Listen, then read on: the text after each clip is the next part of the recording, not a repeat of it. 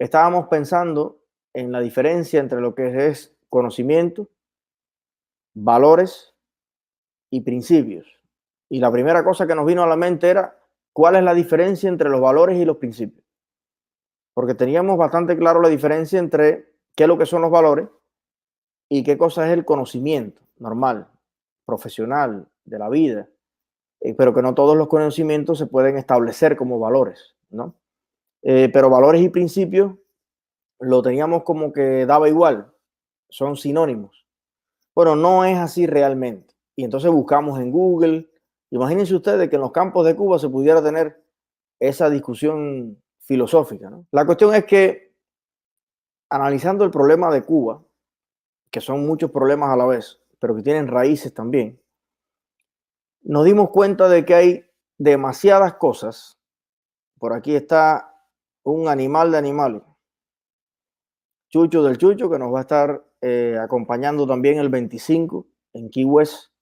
Así que todos los que quieran conocer al Chucho, que me estuvo también acompañando en una charla que tuvimos con estudiantes de New Jersey, de origen cubano, que están reconectándose con sus raíces cubanas.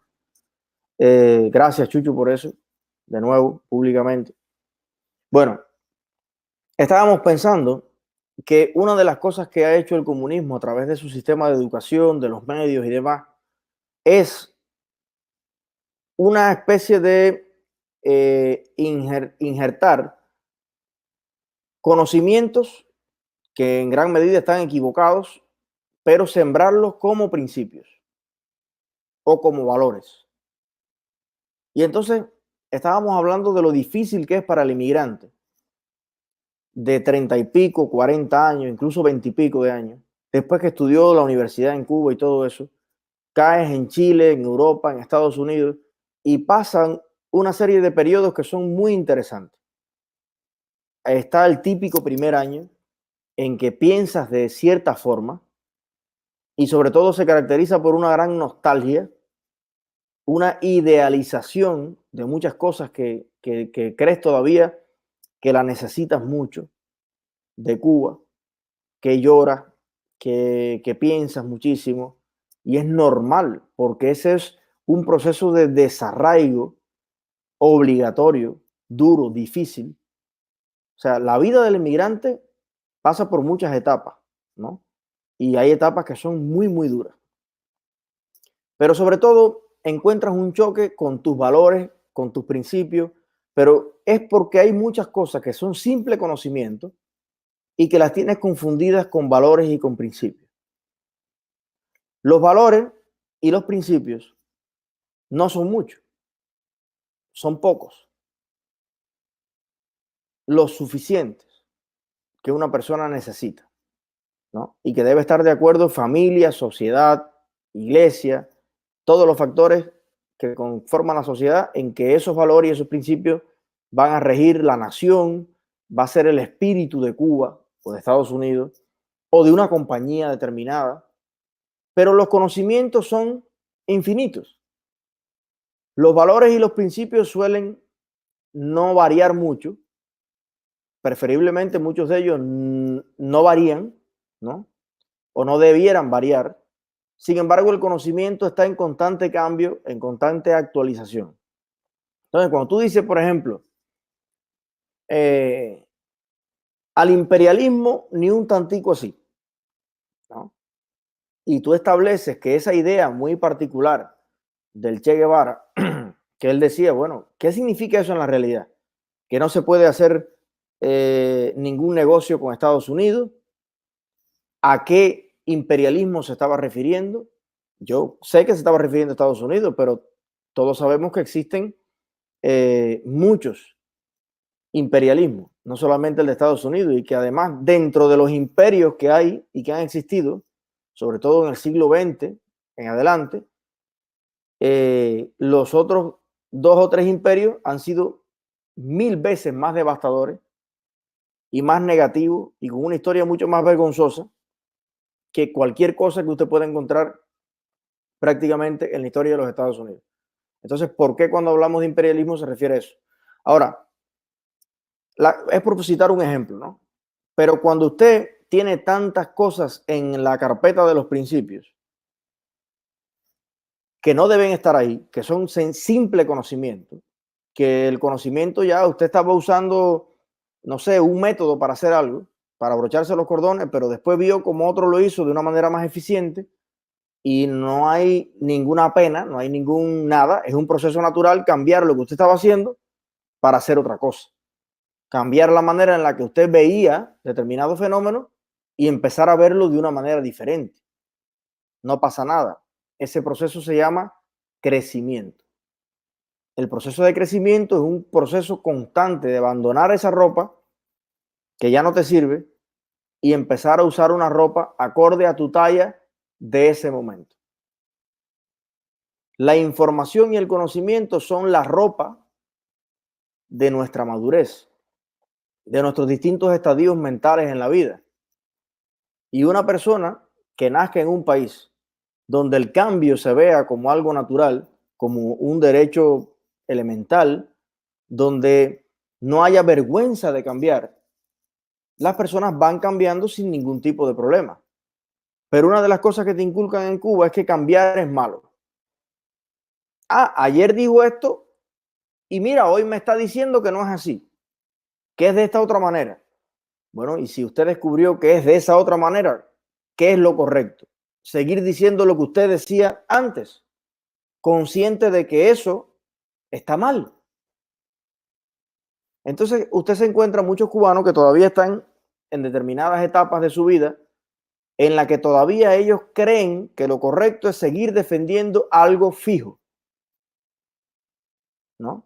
La propiedad privada es mala, el dinero es malo, la gente que tiene dinero es porque ha robado, estafado o viene de una burguesía venenosa, pero no puede ser bueno.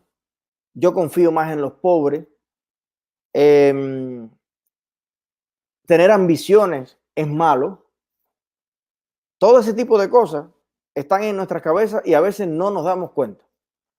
Y juzgamos, hacemos juicios y prejuicios, nos ponemos porfiados y lo discutimos todo. Ese primer año y parte del segundo año de los cubanos fuera de Cuba, gracias al CIDE, un abrazo, hermano, es hasta cómico. Después, cuando pasa el tercero, el cuarto año y usted mira para atrás, dice, caramba, como yo he cambiado. Ese primer año era muy sencillo que yo me alterara en una discusión y entonces yo que salí del Yarey de Vázquez de Pedro Parra de las Tunas, salgo con la convicción de que ya yo lo sé todo.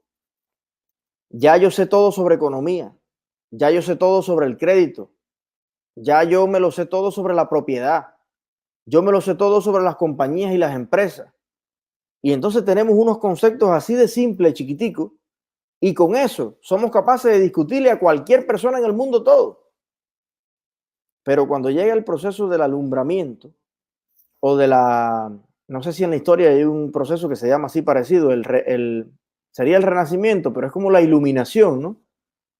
Que fue que cuando la humanidad salió de ese manto, de ese velo negro que el catolicismo sobre todo había tirado, donde no se podía investigar temas de medicina, no se podía discutir si la Tierra era redonda, plana, la física, la química, avanzó en 100 años y yo creo que ese proceso es el que vivimos muchos emigrantes en algún momento y a veces nos reímos de nosotros mismos en ese primer año. Dice, oye, yo salí cerrero, yo salí y era contra esto y contra aquello y era capaz de pararme de la mesa y decir aquí no vengo más y me voy porque yo seré pobre pero yo no vendo mis principios. Y después me di cuenta que eso que yo estaba discutiendo no tenía que ver nada con ningún principio ni con ningún valor, era nada más que una idea equivocada que yo tenía y que yo era capaz de defenderla a muerte. Pero después me di cuenta de que la verdad, la realidad, los hechos prácticos me demostraron que yo estaba equivocado en casi todo. Entonces, imagínense si ese proceso se da fuera de Cuba, en tantos cubanos y tantas personas. Imagínense ustedes en qué punto está ese mismo proceso dentro de Cuba. Hoy estábamos hablando de eso, rememorando, ¿no? Las personas que han podido ir a Cuba y van por primera vez y entonces se sientan en un portal a conversar con todos sus amigos del barrio y dicen, caramba, es que todo el mundo te discute todo. Y tú le dices, mira, esto es así, pues yo lo vivo, yo lo estoy viendo. Ellos nunca han pisado otro país, otro eso, y te discuten cómo son los Estados Unidos. Una persona que nunca ha salido de Puerto Padre te dice cómo es la salud en Miami, cómo es que se estudia en las universidades en Nueva York. Y tú le dices, hermano, yo vivo en Miami o yo vivo en Nueva York. Y mira, mi hijo es así en la universidad. Bueno, imagínate tú dices lo que tú quieras, el papel es lo que le pongan. Bueno, y es como un deseo de ganar la discusión. Y es muy raro que alguien reconoce que no sabe de eso. Y a veces entendemos que ya sabemos de eso porque leímos algo o porque alguien nos dijo algo o en el peor de los casos porque lo dice el Granma o lo dice el noticiero o lo dice Telesur, porque lo que dice Telesur sí es verdad. Entonces, evidentemente, ese proceso tiene que ocurrir. Es muy difícil, pero tiene que ocurrir. Y yo creo que las personas que vivimos fuera de Cuba no podemos cogerle miedo a la conversación. No podemos cansarnos. Tenemos que tomárnoslo con calma. Y aparte tampoco ir siempre a esa conversación o a esa discusión con altanería, con un talante exagerado de que tú no sabes nada, yo tengo toda la razón. Si bien es cierto que la mayoría de la gente que vive fuera de Cuba tiene la oportunidad, porque tiene internet las 24 horas, porque hay 1.000 millones de canales, porque puede crear y vivir en su propia vida lo que es fundar una compañía, tener empleados, pagar seguro médico, no, ir a los hospitales, entiende cómo es el capitalismo y qué diferencias tiene con lo que uno dejó atrás y uno lo ve clarísimo, ¿no? Si bien es cierto eso, yo creo que también tenemos que entender que las personas tienen una resistencia natural a asimilar que lo que creen no es correcto. ¿Por qué? Porque han dedicado años no solamente a vivir de esa forma o a predicar eso, sino que también, exactamente, muchos lo han transmitido a sus hijos, a sus nietos. Y entonces, claro, es como quedar como un mentiroso. Hay que entender eso. El propio Eduardo Galeano, que es el creador o escritor de ese libro, Las Venas Abiertas de América Latina.